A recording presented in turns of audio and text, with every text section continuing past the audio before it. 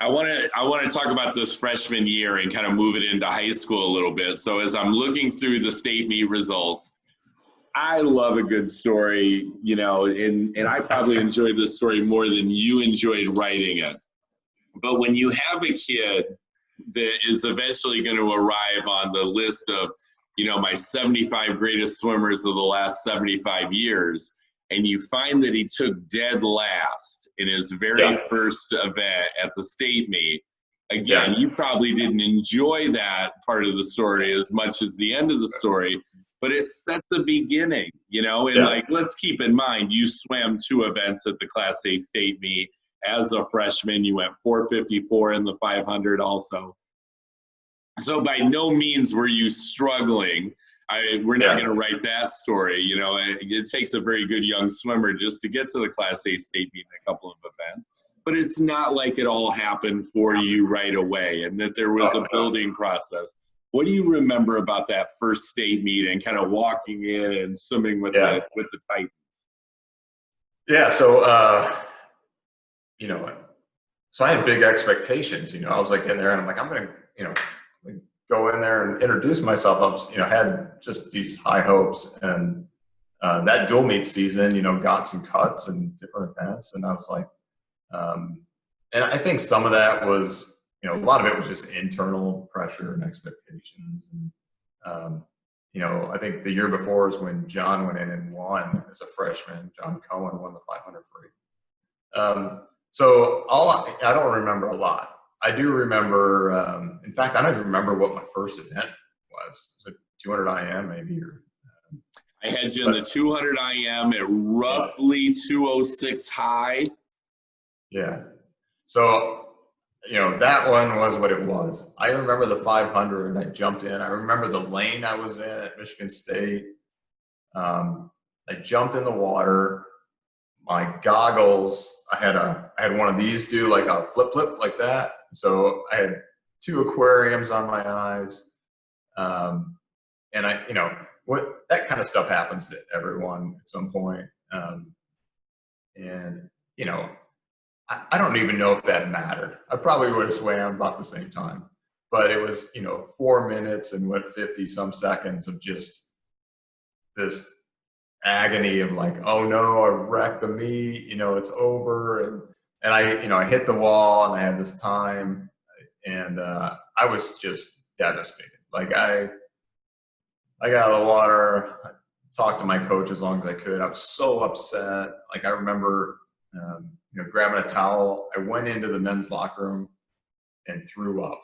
I was so upset. Like I just couldn't understand like how, and it was no one's fault. Like I just did it to myself. Like it was a preparation thing or what was on, but just to have this expectation, right, that I could have done a lot more and couldn't put it together. Brutal. Like that was just one of the toughest meets I've ever been in. Yeah. Not to be cliche, excuse me, not to be cliche here, but, I know that some guys and women, when they have meets like that, you can look back on it and say that might have been one of the best things that ever happened to me. And speaking with Peter Vanderkay, he didn't make the state meet his freshman year, and he described it as devastating. It was everything he wanted to do. It was the #1 priority for that freshman season for him. He didn't make the meet. And, you listen to him tell it, it sets the stage for what comes in the next 3 years. Yeah. Personalize it for me a little bit and what happened in your life. So you go through this devastation, so bad you went and threw up about it. But now you gotta turn the page, right? And I'm sure that you probably just went right into long course season that year and got to work and got better because you came back a lot better. And we'll get to that in just a second. But, talk to me about the next day and the next day and the next day after that devastation and how you rebuild. Yeah. Immediately after that, I probably just, took some time, thought about it. I mentioned Dave, who was my club coach. That like, you know, my relationship with him, that was where I gained the most, just from, you know, mental toughness and, you know, getting that perspective of you learn and can gain more from a day like that than a day that, you know, maybe I dropped 2 seconds or something. Right? And he was, you know, he was a lot about that. So this was, you know, that program. And then I went back and swam, you know, after that, went right back to club swimming. You know, but a big part of, you know, his overall training scheme was, you know, being mentally, you know, prepared for all that kind of thing, you know, and, you know, and as you move on, you realize you can have more swims like that. And, you don't usually just get to go home. You might have day 3 or 4 of the meet still in front of you, you know. So, you know, I don't know if I did anything, you know, spectacular other than just, I always, I definitely put high school swimming as a priority. And so just made it, you know, a priority to really work on, you know, training in the summer.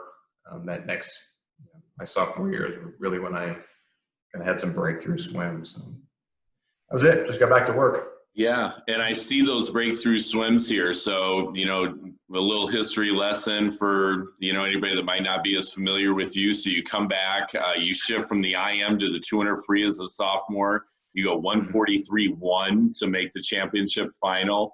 And you took 6th place there. And you also swam the 100 free in 47.6. Took 5th place there. This is a really nice step forward for you. A guy that was 17th and 20-something last year, now top 6 championship finals in both races.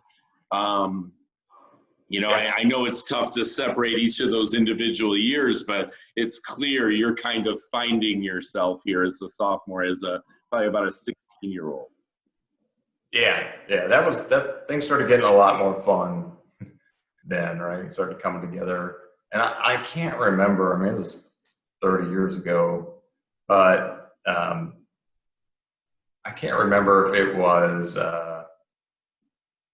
my first junior cut may have been that January. I think I got that mid-season. And that was a huge kind of milestone for me too. We always went in January down to Indianapolis for an invitational meet. So that happened, had those good swims, you know, state meet, you know, always really wanted to win the state meet, right? And, you know, like get a record, like, you know, in our high school pool, we had this giant, you know, like I think all the high school pools have a record board. So you pretty much spent the whole day looking at, you could see every state cut and who's got the record and stuff. So that was like a big part of the psychology of it. But that was a great meet. I think it was at Eastern that year too, which was really cool. Like swimming over there. So yeah, sophomore year it definitely kept me motivated.